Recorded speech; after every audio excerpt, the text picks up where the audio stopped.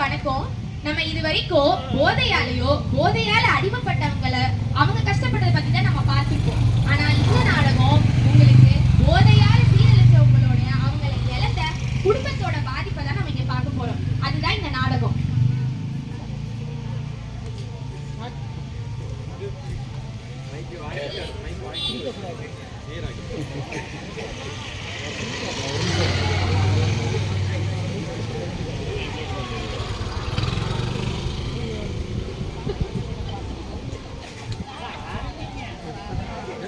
வந்துட்டியா?